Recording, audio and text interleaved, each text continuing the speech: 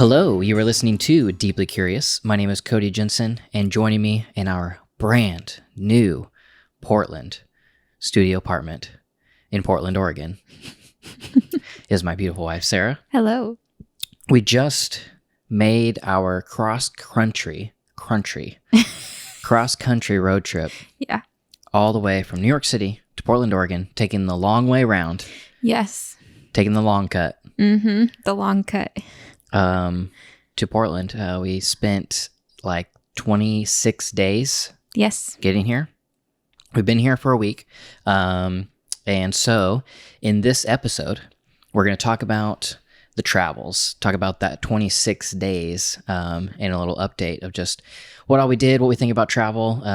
Is a little bit different than a normal episode of Deeply Curious because this is going to be more kind of update and just talking about travel and things. So there's not a specific like existential or philosophical question that we're talking about or debating or anything like that. So if that's what you're into, check out another episode. But for those of you who want to hear about the trip and just I don't know what we're going to end up talking about, but that's what this is going to be. Yep. But before we jump into the episode, I just want to say that Deeply Curious is produced by Christian B. Schmidt and is associate produced by Maddie Lane, Greg and Christy Jensen, and Greg Stratton, with additional support from the staff and crew members over at the Jensen AV Club, with a special shout out to Dylan Seeger, who just joined us as a staff member. Yay. If you want to learn more how you can support this show and get access to exclusive content, head over to jensenav.club.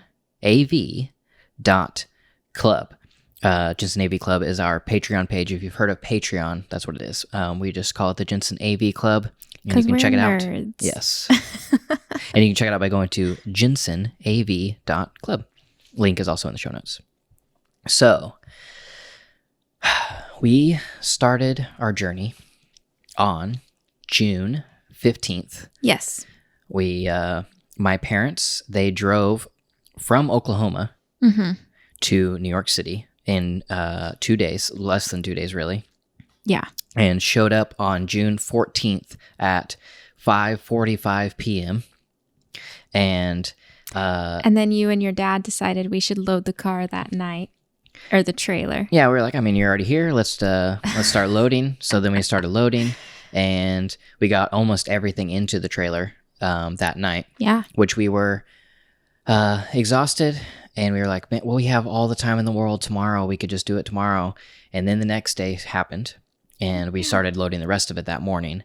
And we were like, I am so glad that we did this last night because It is stupid hot. Yes. And even after loading all of that, the majority of it, the night before, we didn't leave New York City until like 3 p.m. or something. Mm-hmm. It's like, well, there went our whole day. Yep.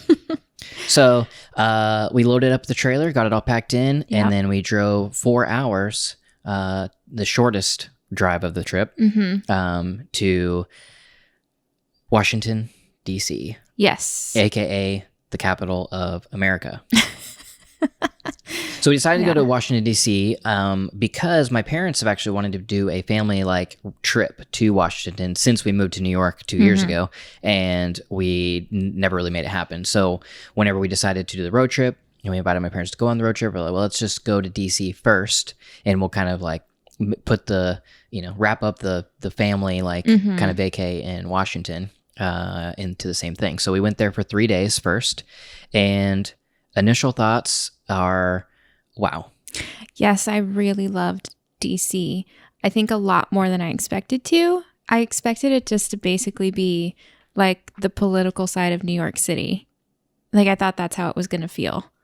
But it felt a lot cleaner than that. Literally. Like, I'm sure living there, you kind of get the feel of politics more. But I didn't feel that initially, which surprised me. And then also it was just a lot cleaner and like more chill than I expected. Yeah. It was definitely more chill. And I didn't expect it to be so clean, which, I mean, we didn't, granted. We only explored the National Mall. Right. And 3 days like, is not a lot in DC. We spent 3 days, but it was almost spent in the exact same area up and down the mall, and only straying like maybe 2 miles, to each side of it. Right. So in one particular area, way too many museums we wanted to look at. but it was really nice. And so we actually just posted yesterday our DC video recap film documentary vlog. And so if you want to see everything we did, you can go over to our YouTube channel and check out the film. Yes. But some things that I'll reiterate here on the podcast is I love the architecture of DC. Yeah, it was so good. I wasn't expecting to love it because I was expecting essentially just all of the Roman style architecture that we copy for our municipal buildings to make them look regal. And while I appreciate, Roman architecture, you see a lot of it. And so it's, basically every major city's municipal buildings are all in that style. So seeing the Capitol building or seeing the White House is just seeing another version of that. Yeah. They just have more significance because the higher governmental agencies house there. But they were still nice. But what really I did not expect and what got me was all of the out-of-the-box architecture, especially from the Smithsonian museums up and down the National Mall. The first one we went to was the Hirshhorn Museum of Modern or Contemporary Art. Can't remember which one it is. And the architecture, while not as flashy as many of the others, was so good. Right, because it was very circular. Round, whatever you want to call it. Exactly, circular, actually. Yeah, well, I just mean like most buildings are squares, but it was very circular, it just had like a nice feel to it. Yeah, it was definitely in the brutalist category of just, stark concrete, which matched the DC metro system, which I loved the metro system. Again, we only were on a couple lines, within the center of town, but the DC Metro was, one, architecturally so beautiful, and it's so much nicer and cleaner looking than New York City. And I don't know if that's because of they actually have the ability to keep it nicer and cleaner, or if it was the way it was designed gives it the illusion of being, basically being maintained better. But it's also the concrete, brutalist, nice kind of shapes and lines. And I wasn't expecting that. Yeah, me neither. Very nice.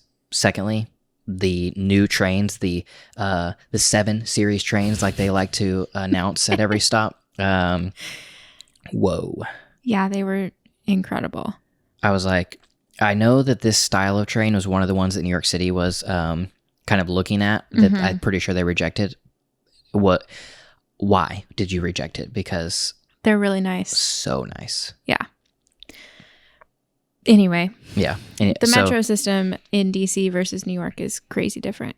Yes. And it with a tourist perspective. Correct. So much nicer. Yes. It was so much easier to navigate.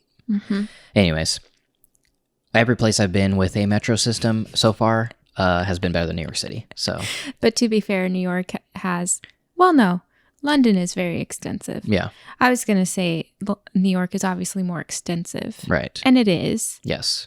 I mean, it takes a lot of people to a lot of different places every single day. But yeah, it's just not good. I have a lot of love for the NYC metro system. Yeah. Because it got me everywhere I wanted to go in a semi-timely manner. Yes. So, there's that. But then just the feeling, the aesthetics, the experience of being there. Yes. The aesthetics and the experience could be better. Is an understatement. So, moving on. The Hirshhorn, very nice architecture. But then you've got the African-American, I think there's more words in between here, art museum. That building, phenomenal. Really great. It not only just looks visually appealing, it's interesting. It kind of is a showcase, and it really like catches your eye off of the mall. But then it also encapsulates kind of the feeling of kind of an African art like style. It like what is being housed in the building is portrayed through the architecture itself. Yeah. It kind of has, I mean, not fully like Black Panther, but it was like, gold and black. Yeah, it just kind of had a little bit of that, feel to me. And obviously it was there before Black Panther, so Black Panther maybe have taken, their inspiration from that. But the building itself, well, I loved. And then inside the building, they had this thing.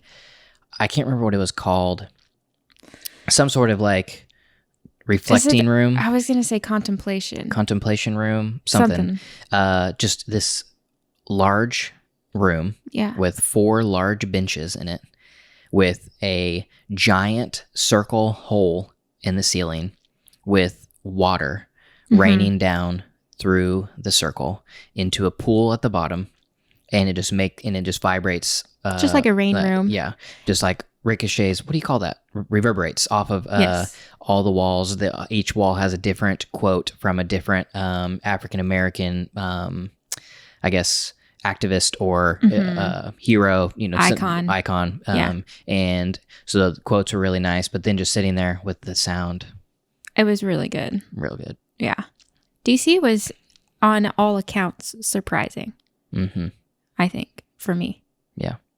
But then from DC, we went to Nashville, which was like 7 hours, I think, or 8 hours, something like that. And Nashville was the opposite. Hashtag truth. Not to be mean to Nashville, but I had high expectations just because of everything that I've heard about Nashville. And like everybody's talked about how like free Nashville feels, and like I don't know, I've just heard so many things, and I just thought they were wrong. I think. I mean, we've had like a half a dozen friends who have moved there at one point in time. Yes, and then like I mean, outside of that, all of the people that went to visit those people or spend a lot of time in Nashville have also had like good things, to say. Exactly. And like it is portrayed as like, the music capital and, all of that stuff. Like it seems like it has a good vibe, but I just didn't love it. I was like, 2 days is enough. Yeah. To all those who are living in Nashville currently, they're going to hate us. No offense to you. To each their own. Yeah. This is you live where you love, Yeah. If you love it, I love that you love it. I was just genuinely shocked because I thought I was going to absolutely love it, and I just didn't. Architecturally, boring. Barf. The major buildings that were downtown, as far as like quote unquote skyscraper buildings, right?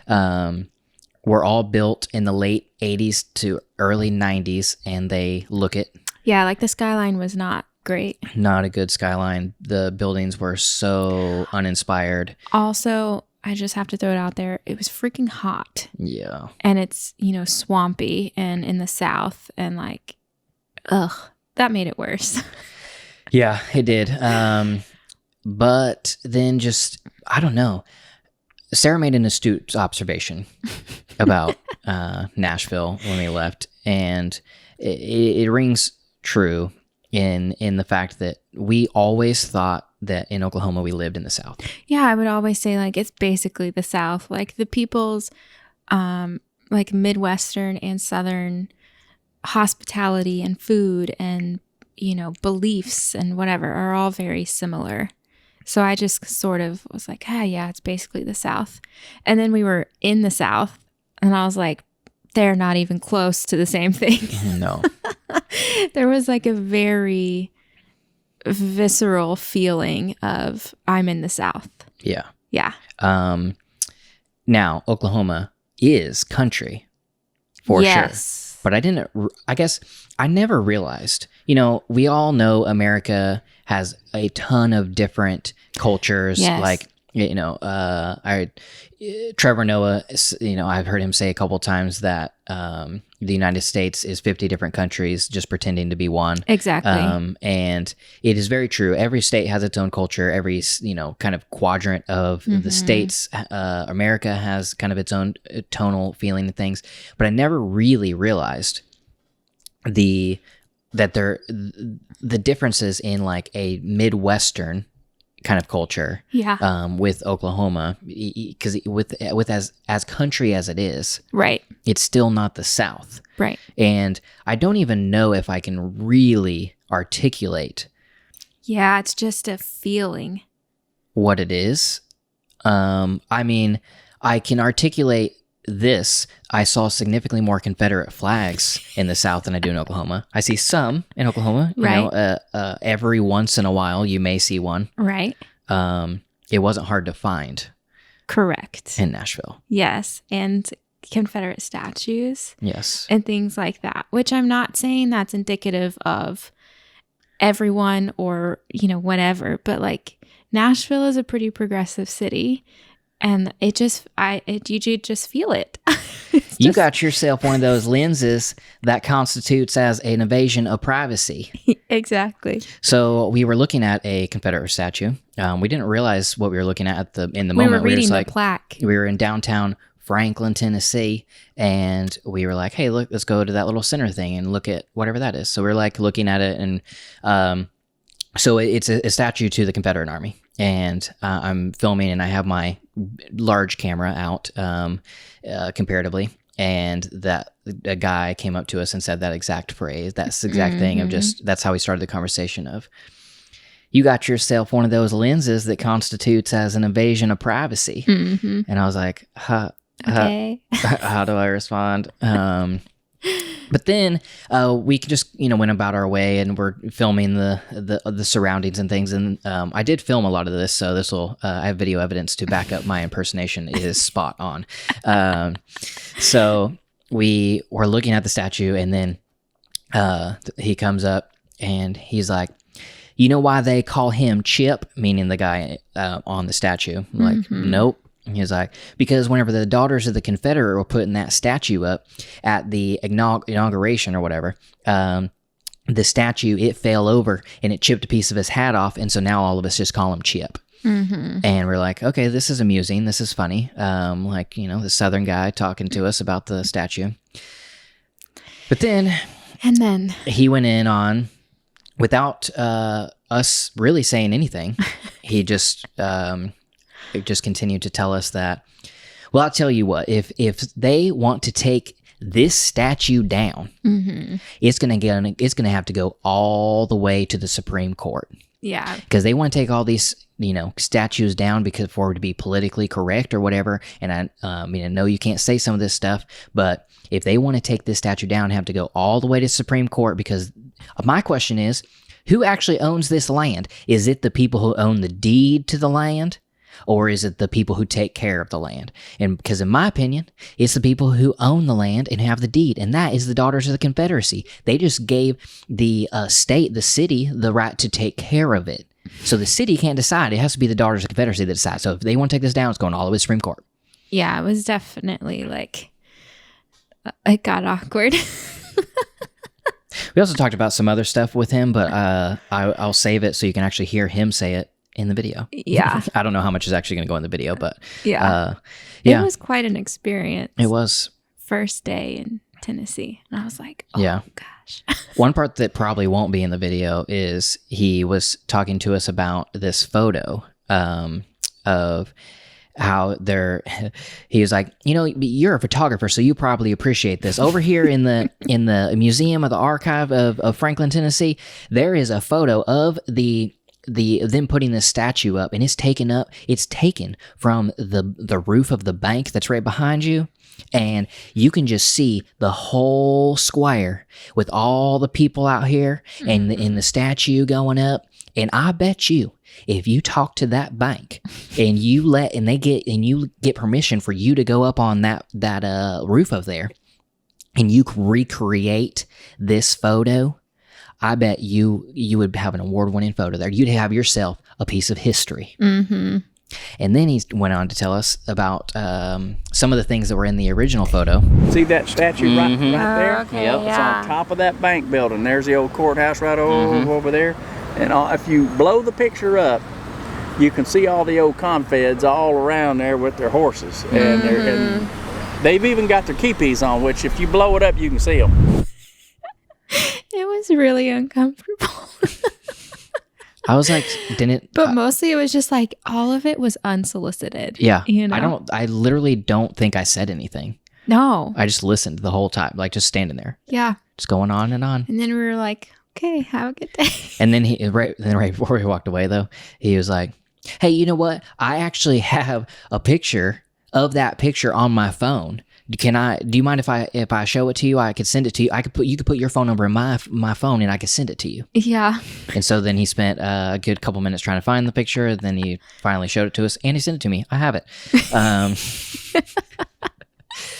Yeah. It was quite the experience. Yeah. So Nashville, we did have a great time there because we have friends who live there. We had a great time with our friends. We did have a great time going down Broadway and going to the honky tonks. I had no idea there were so many honky tonk bars. Like I knew that was a thing, theoretically. But when you see it in real life at 11 a.m. and every bar is full with live bands, it's another thing. Yeah. We went to Kid Rock's big ass honky tonk rock and roll. No, yeah. Kid Rock's big ass rock and roll honky tonk and bar. Yes. Oh, this is the most country thing I've ever done. They had 4, maybe even 5 floors of bands playing. The major band was on the first 2 floors, open up, and then they had one on 3 more floors. Yeah, it was fun. It was fun. There was, lots of it's kind of the Vegas of the West. Yeah, that's what it felt like. Vegas of the East. Vegas is the Vegas of the West. Nashville is the Vegas of the East. That's kind of what it felt like. It felt like a novelty place, not somewhere I could actually live, But then that was fine, whatever. Yeah, we had a good time. Yeah. Then we spent like 5 days in Oklahoma, just chilling with family and doing nothing really. Yeah, we didn't even film anything in Oklahoma. That's not going to be a video. It was just really great to rest. Yeah, because we'd been packing and moving for the last several weeks and then went straight to vacation. So it was nice just to sit there. Yeah. Because not only were we packing and moving, but also we weren't like the last couple months in New York were very heavy. Right. Just, mentally, and just, it was very draining, very unmotivated. Just wasn't feeling like 100. Right. And we needed to rest and, we needed to get out. We needed to rest. We went straight. Whoa. Confederate guy. Straight and right. Yeah. I was saying straight and right, but then it came out in the way that a Mr. Confederacy would have said it. Mr. Straight. Confederacy. So we went straight and right into traveling. Yeah. And like hardcore DC, 3 days, like hardly sleeping. Yeah. And then straight into Nashville, like hardcore. So it was just nice to stop, rest, spend time with family, and not do anything. It was great. It was awesome. Yeah. And then could have actually stayed there longer. Honestly, yes. Yeah. After Oklahoma, we did the Grand Canyon and Arizona and Flagstaff. They're all like together, which was really fun. I was really looking forward to the Grand Canyon, and it met expectations, maybe even exceeded. Not sure. I would say exceeded. It was really pretty. The only thing, I have a complaint, but it's not about Grand Canyon. It's about this blog post that I read. I think it was The Lonely Planet, but I could be wrong. Anyways, it was about like what hikes to take in the Grand Canyon and all this stuff. And I was like, we're not trying to hike. You know, we're just trying to like take a nice little stroll away from crowds and, you know, things like that. So it told me of this one, and it said, quote unquote, leisure stroll was the description of the hike. Lies. It was such a lie. I just wore jeans and my Allbirds. So I was like, oh, it's just like a path, you know, not that big a deal. And it was maybe the hardest thing I've ever done. It was so bad. It was really difficult. It was hot and disgusting. And I was in jeans and Allbirds, which have no traction.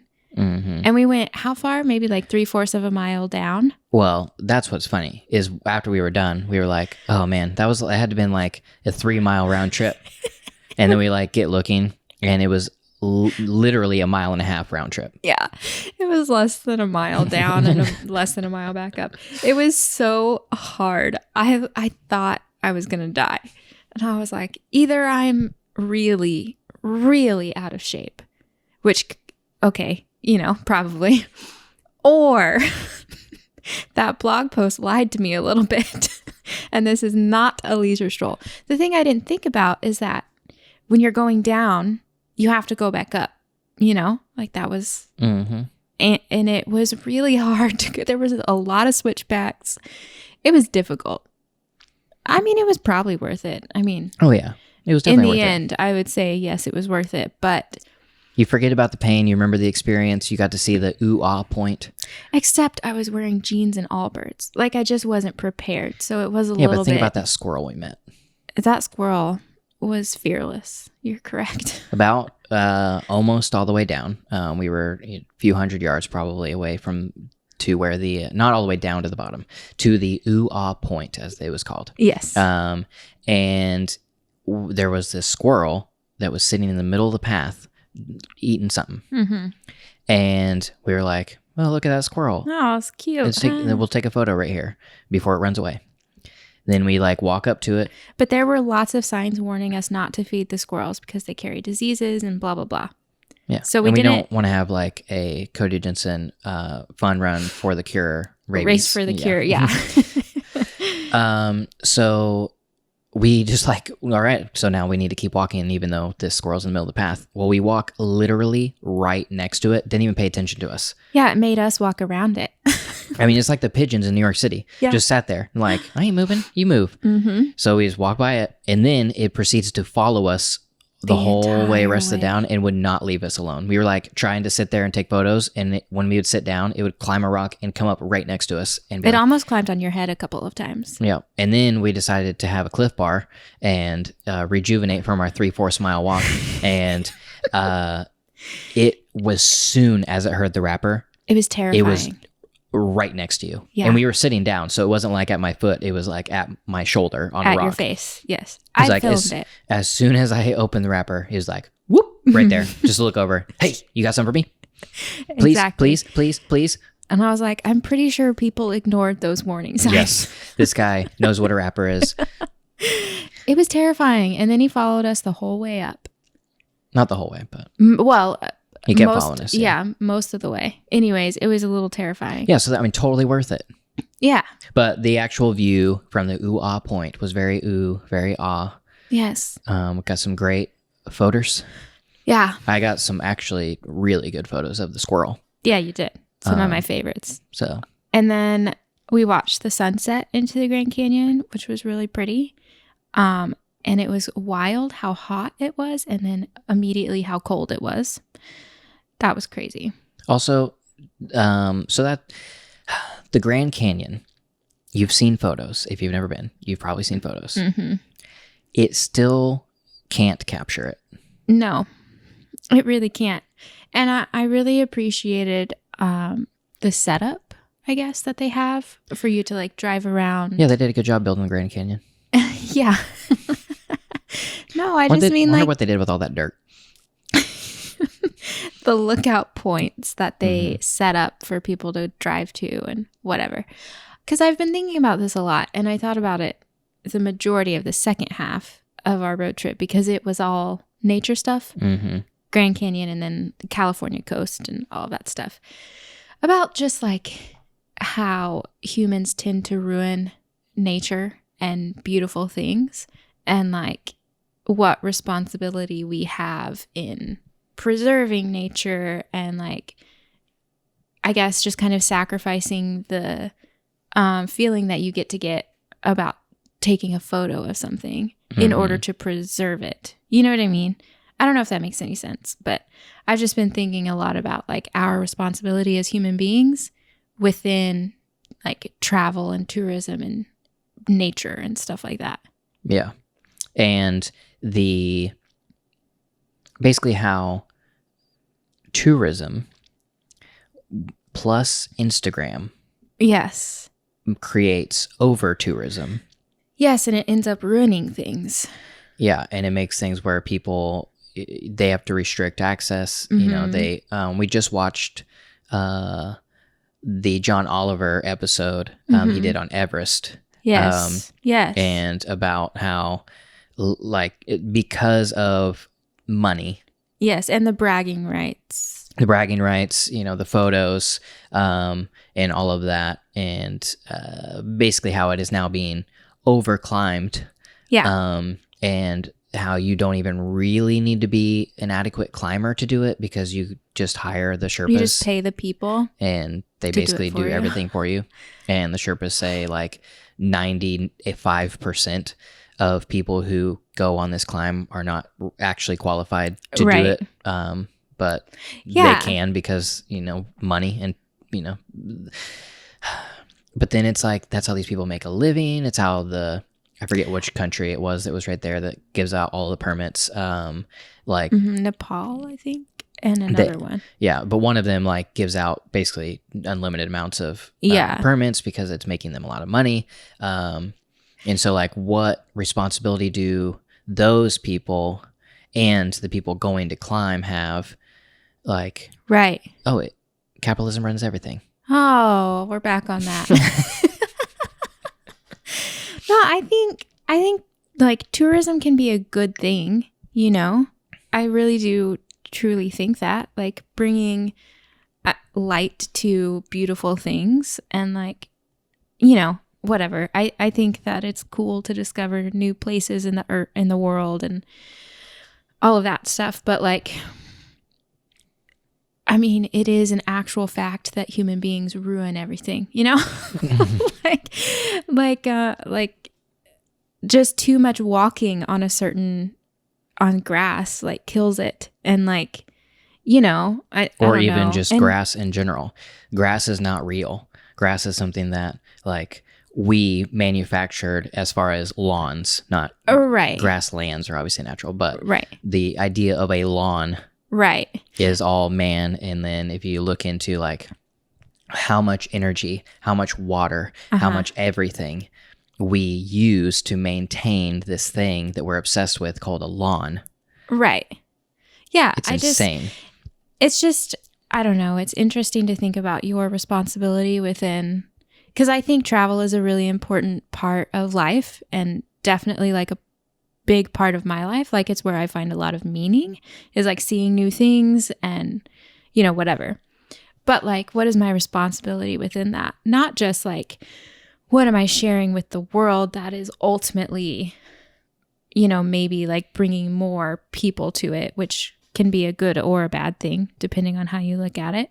But like flying is not good for the environment. So like, I think as a customer, you have a responsibility in the fact that you are using fuel that's just like going into the air, you know, like just stuff like that I've been thinking about. Like, I think we do have a responsibility, you know, and like I read this quote recently online that said something along, I don't know exactly, but it was something along the lines of like, isn't it funny that when humans destroy nature, we call it progress. But when humans destroy something that human beings built, we call it vandalism. And I was like, okay, yes, like that's so true. We do. Like whenever somebody, you know, ruins a building or tears down a building or whatever, it's it's devastating. It's vandalism. It's, you know, whatever. But like when we tear down forests to build something, we call it progress. Mm-hmm. And like, I've just been thinking about that a lot in regards to travel. Yeah. That reminded me of something off topic, but also fascinating, of just the different viewpoints of, you know, we call it progress versus we call it vandalism, of how Japan and America view nuclear waste, and how in America, in our popular culture, if somebody falls into a nuclear waste, they come out with superpowers and they are superheroes. Mm-hmm. But in Japan, if somebody gets in contact with nuclear waste, they become a monster. Uh-huh. So Godzilla and these other monsters, like from nuclear waste. So monsters are created from nuclear power in Japan. Heroes are created from nuclear power in America. It is absolutely amazing when somebody points that out, you know, looks at something from a different way, how every single bit of America is like teaching us something that we don't even realize is teaching us. Like, and I'm not saying like, oh, Marvel did this on purpose. I don't know. I don't know why Marvel was started or, you know, anything like that. It's all propaganda. But like, it just goes to show the American culture. And like, we view war in a positive light. We are taught to view, you know, war and bad things in a positive light. It's ingrained in our entertainment. That is insane. You don't even realize it. Yeah. What does Japan have against nuclear weapons? You know, what did it ever do to them? Yeah, exactly. So anyways, that's how I felt driving around the Grand Canyon, but also Big Sur. Because there was the famous Big Sur photo that everybody takes with the waterfall. Well, we haven't made it to Big Sur yet. No, we just left the Grand Canyon. Well, I'm just referencing so I don't have to say it again. Okay. The photo that everybody takes with the waterfall on the beach or whatever. Yeah. Whenever we were looking at that, I was really thinking like, I love that they don't let people go down there because, well, one, everybody can get a nice photo with no other tourists in the background. Mm-hmm. Nobody's standing under the waterfall, ruining all the photos for you. You know, like, it's kind of nice. But then also, just to preserve it, like, because can you imagine what would happen to that beach if humans were allowed on it? Mm-hmm. It would be terrible. So anyways, I've just had that thought a lot. Yeah. There is a lot of positivity to tourism. One, just for the individual. Totally. Because the individual tourist, the individual person traveling is gaining one, perspective, life knowledge, you know, different experiences. I mean, it's the most important thing to me. Yeah, all of those things.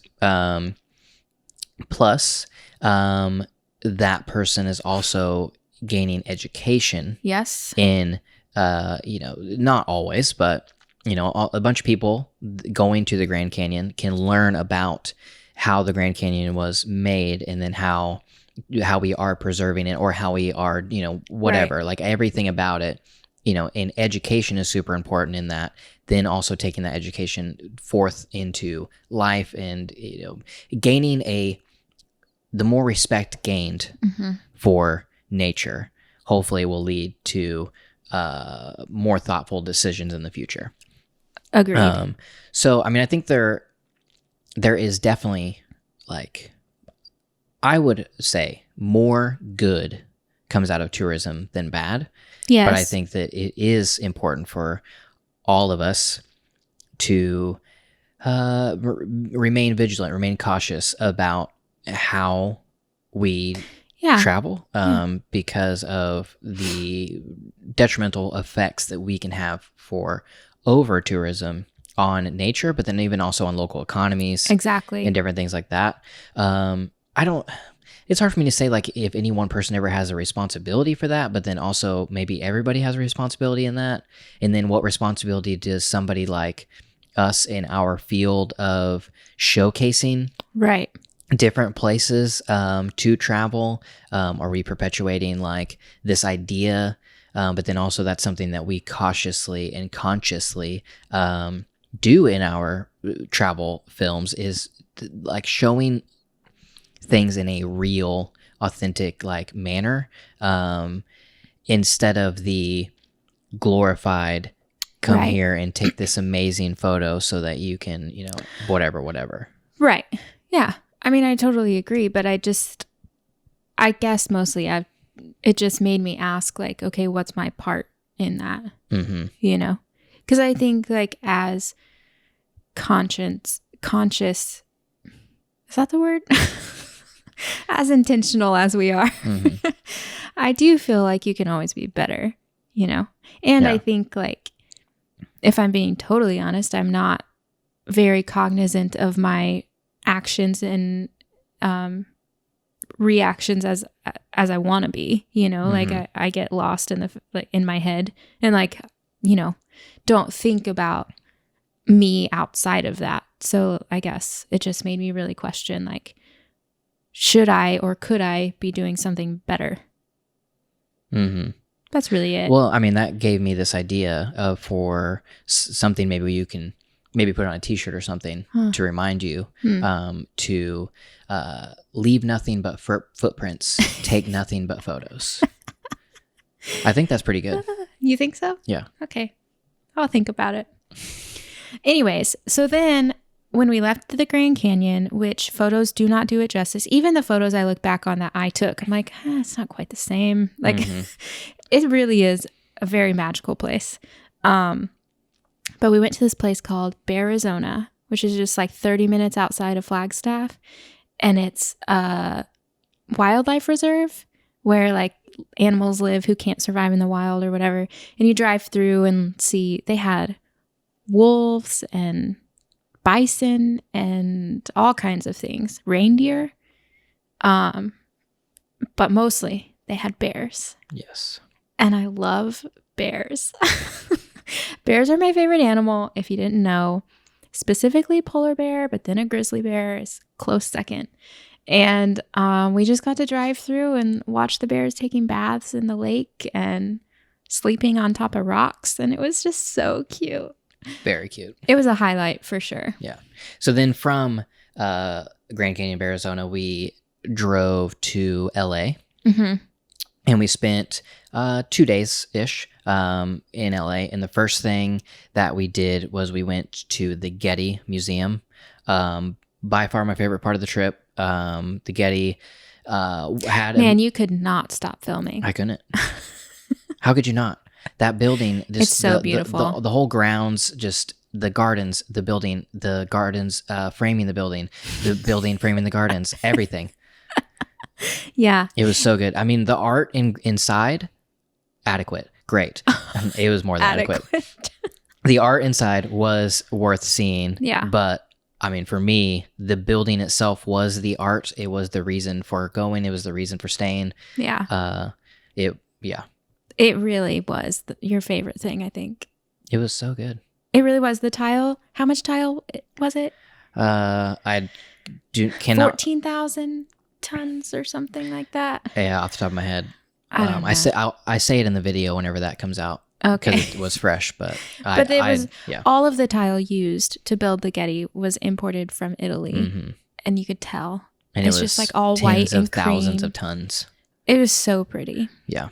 I had never been to LA before, and I had a cynical view of LA, Mm-hmm. and I would say I maintain a less cynical view. You used to be capital C cynical, Yeah. and now you're just lowercase c cynical. Yeah, so I can see the appeal. One, you hear people talk about the weather, but you can't really, until you're there and you feel how...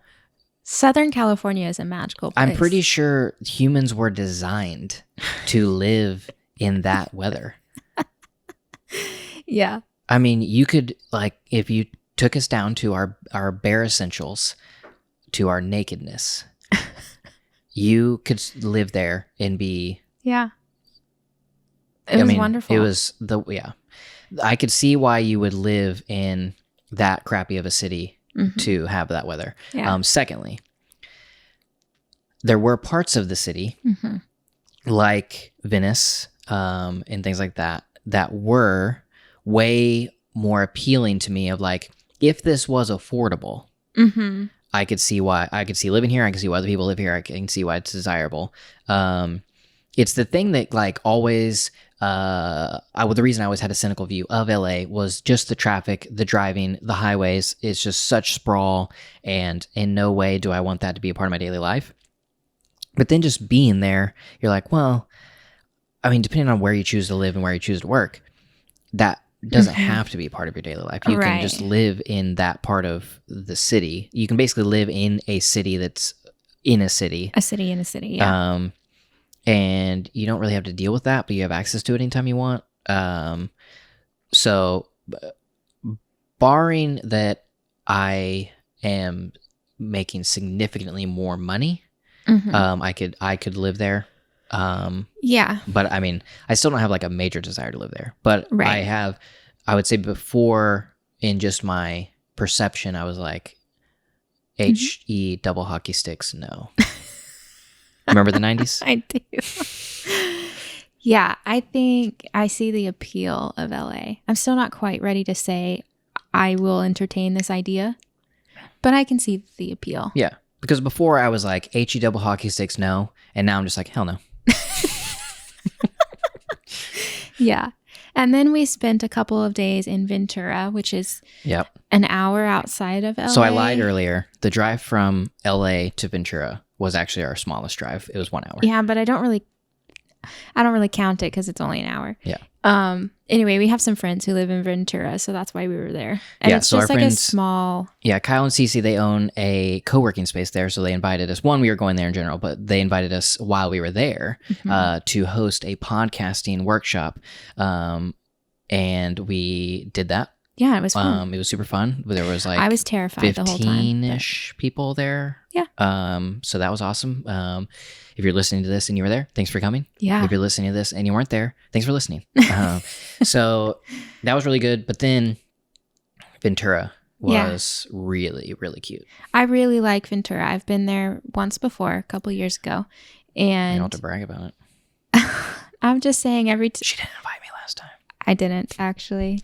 I was like, for my birthday, can I go to LA and Ventura with my friend and not you?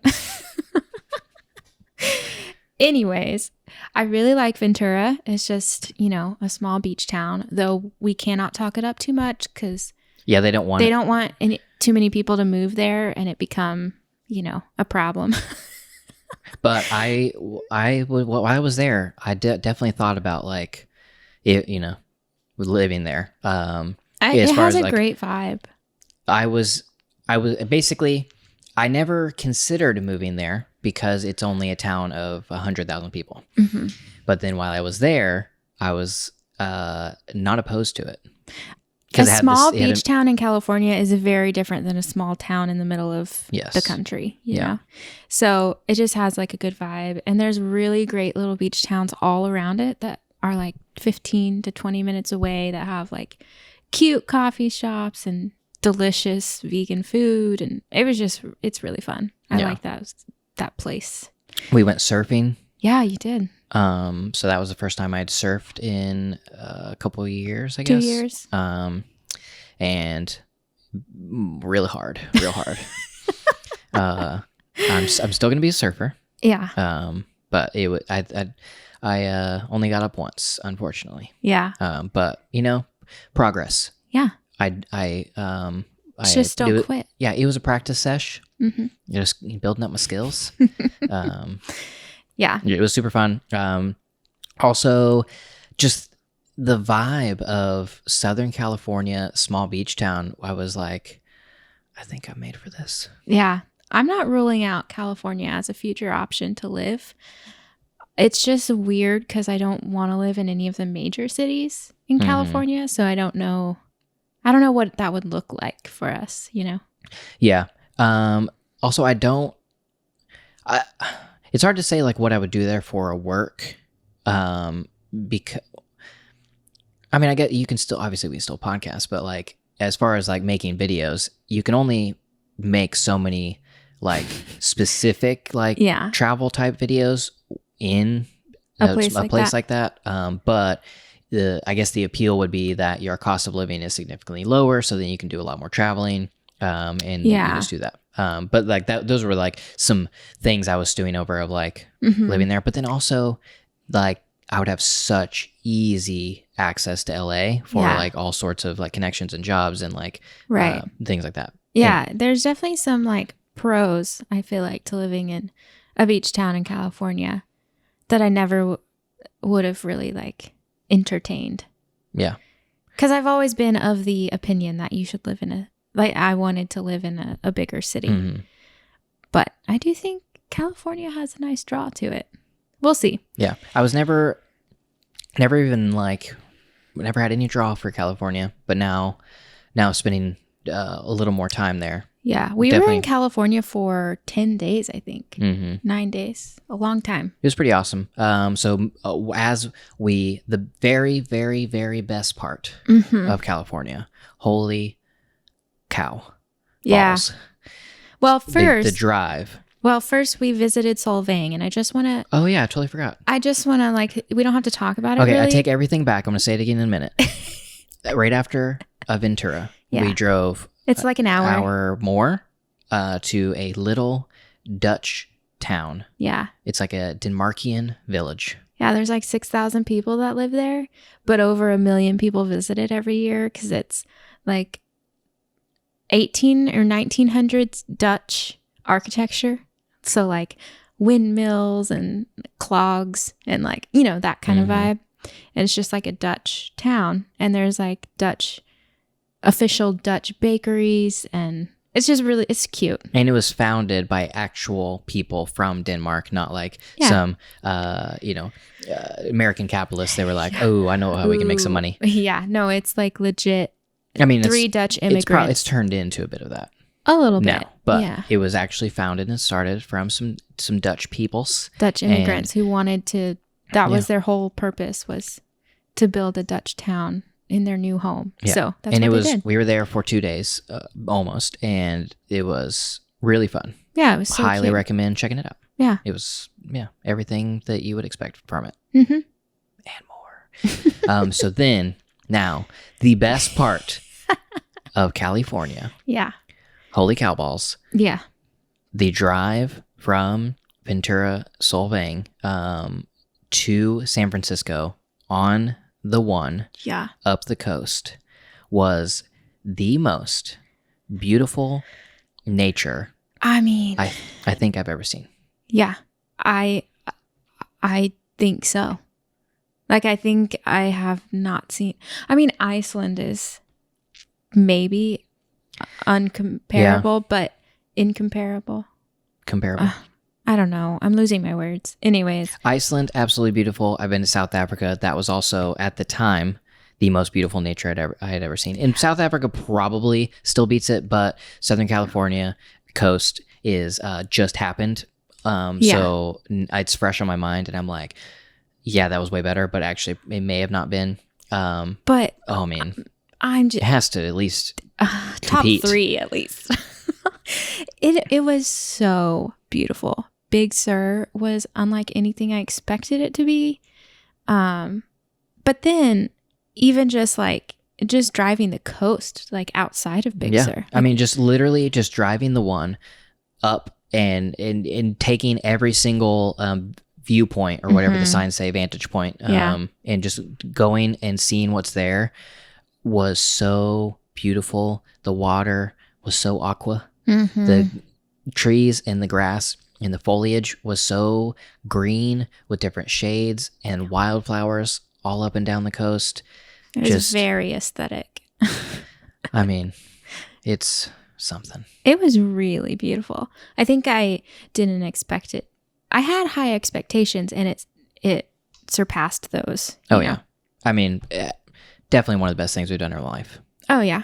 Yeah, for sure. Then we made it to San Francisco, and we saw the Golden Gate Bridge. We didn't spend any time in San Francisco. We literally just stopped, saw the bridge, and then kept driving. The bridge was awesome to see. And then we drove just north of San Francisco is the John Muir Woods and John Muir Beach and John Muir Vantage Point thing. Mm-hmm. We didn't go in the woods. I mean, we're driving through it, but we didn't hike it at all. But that area right there, the beach outlook, the view was so beautiful. Blew my mind. Yes. I mean, highly, highly recommend. But then when you're done with that, I do not recommend really the drive on the one from San Francisco to wherever. To wherever. We went straight to Oregon, so. Well, so basically the California coast drive from LA to San Francisco, 100%, 10 out of 10, worth recommend, it. Yes. The California coast drive from San Francisco up to Oregon. Glad we did it so that we have almost driven the entire California coast. All we have to do is go San Diego to LA now. But as far as quality of view and difficulty of drive, right. I don't know if it was worth it. Right. And maybe it'd be different if we didn't have the trailer. No, but the view though. No, the view was not great. It was not but I'm great, just saying, and the drive was so difficult. I mean, it was just so windy, mm-hmm. which is fine. If I felt, the LA to San Francisco, there was a lot of that too. But the view was so amazing. It was like, this is worth getting to every view. Versus the northern part of it, it was like there wasn't very many vantage point stops things. Right. And even the ones that we stopped at were, meh. I mean, beautiful, but we're not in the same realm. Right. As south of San Francisco. Except, well, I don't remember where this was actually. Was it north of San Francisco or in between there where the elephant seals were? It was right before Big Sur.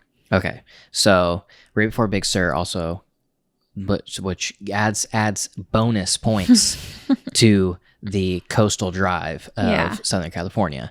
There was this sign, it said, elephant seals viewpoint. We're like, okay, we'll stop. Mm-hmm. Holy crap.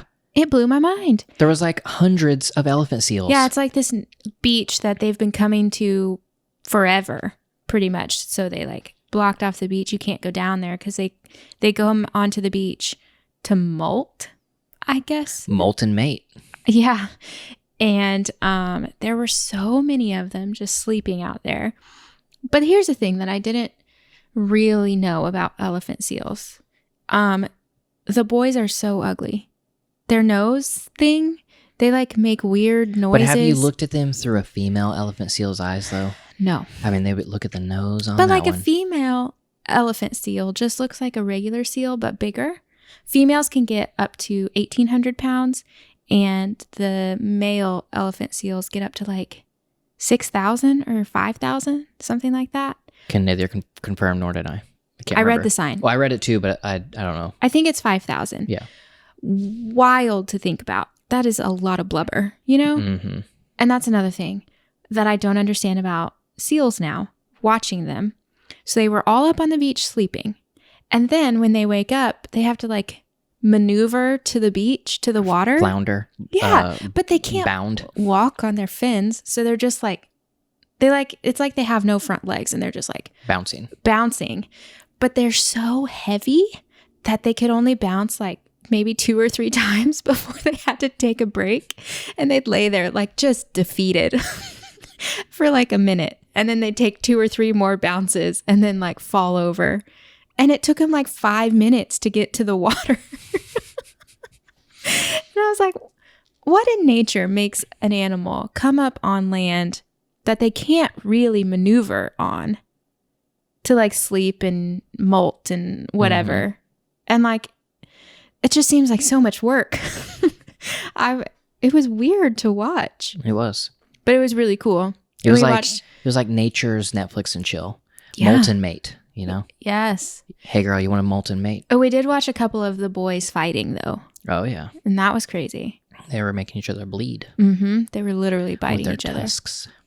So it was really fascinating I don't think I ever really thought that much about elephant seals. It's just so insane to be that close to real nature. Yeah. The only time the only time I've ever been that close to real nature is, the only time I've been that close to animals Right. is in preserve/zoo environments, which are not even close to the same. It's not even close to the same. Like, it's cool to see the animals, but to see like a real life beach where these are real life elephant seals living in the ocean, regular things that are not being fed by humans, not being trained, not being even like touched by humans. You just get to like see it. Was so awesome. It was really cool. So, but I maintain fly yourself my to opinion. LA and drive up the coast. Yes, it's 100% worth it. Or fly to San Francisco and drive down the coast. Whichever. Just one way. Which way do you like looking left or do you like looking right? Because the coast is going to be on the same side the whole way. So, Yeah. if you're driving, definitely fly to LA and go to San Francisco, because then your window is going to be the ocean. And then you don't have to look across the car to see the view. Yeah. So from there, from where were we? We were driving up the coast. Did we stop anywhere? The Redwoods. Oh yes, that's what it was. The one of the other American Highlights. marvels and highlights of the trip and most beautiful nature scene added to the list of the Redwood Forest. I, first of all, sang that song for I don't know how many days. Yes. But then just seeing all of those trees was just, I mean, I don't even know. It was so How pretty. do you can't even just like, yeah, you're going there to see some trees, but you don't even think about, you've never even seen a tree until you've seen a redwood. Yeah. And they're like thousands of years old, which It's just insane. blows my mind. And the majority of them are over 300 feet tall, which also blows my mind. It's just something I've never experienced anything like it. It makes you, it really show like you are so small.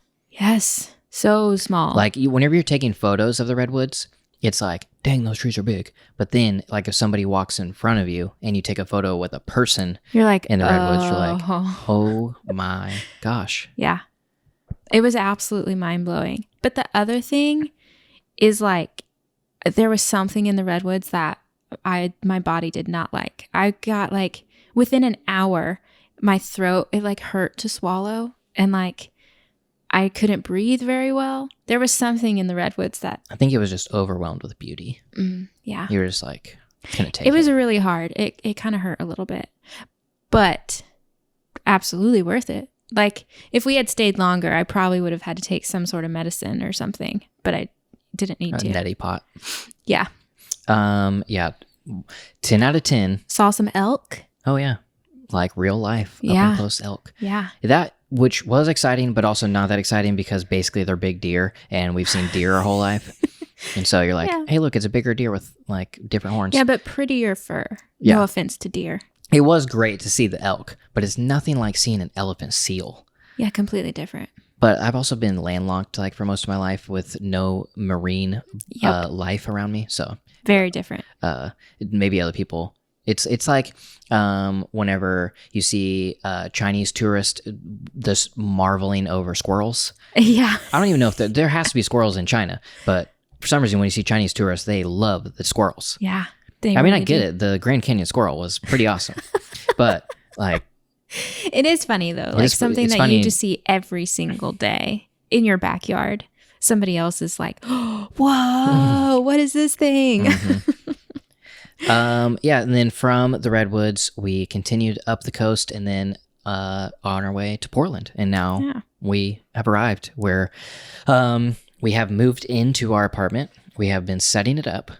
And we are currently basically in process of designing and building out the new apartment while filming everything and getting new furniture in. We have most of our furniture. Yeah. We have some more furniture coming tomorrow. We have a few more things we need to go purchase and then hang things on the walls, but we're getting very close Yeah. to being done. And I'm really excited about it because I think it already looks pretty awesome. I'm I think it's going to be a good space. also really excited about some of this new furniture we got. Yeah. It's like the first like real quality adult furniture. I would call it the first adult couch we've had. Yeah. I held out for as long as I could. Yeah. We've loved all of our couches that we've had. Well, my grandma's hand-me-downs when we first got married, I didn't love. But other than that, we have loved all the couches we had before, but they've all been like kind of budget couches, and they looked, great and whatever. We very much enjoyed them, but they were still like IKEA couches. So, it is what it is. It's great design, but it is commodified. Now we got a little more specialty. Like there was a feather poking out of it.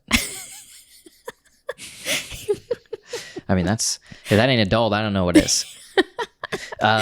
So yeah, we'll talk way more about interior design and layout and furniture and things like that in future videos. I don't know if we'll do a podcast about it, but there's definitely a huge video series coming up within the next months of just designing this space and brand new apartment tour. Yeah. So, and then obviously the rest of the road trip videos. Yeah, the rest of the road trip videos are going to continue to go out as I get them edited. I have no schedule because I'm just like editing them and publishing them. Yeah.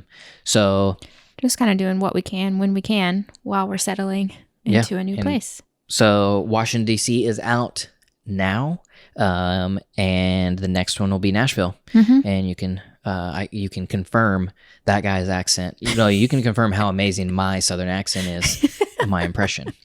So. Yeah, thank you guys for listening to this episode of Deeply Curious. Glad to be back. We are. It feels good to like actually be filming and editing and like doing this type of stuff.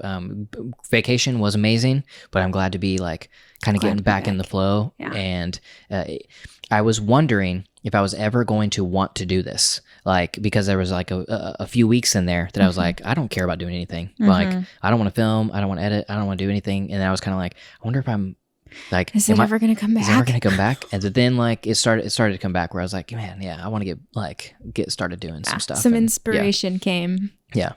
So thank you guys for listening. Thank you guys for being a part of the Jensen AV Club. If you are not a part of it and you'd love to learn more about the exclusive content, deeper access that you can get, head over to jensenav.club, or the link is in the show notes or in the description. Thank you guys again for listening. We really appreciate you guys joining us on this journey. Let us know what you think by tweeting at us at Deeply Curious FM or on our personals. Cody Jensen, Sarah Jensen. I think they both have underscores. Don't know. Links are in the description. Just search it. Put that thing down, flip it in, search it. Yeah. We'll see you next week.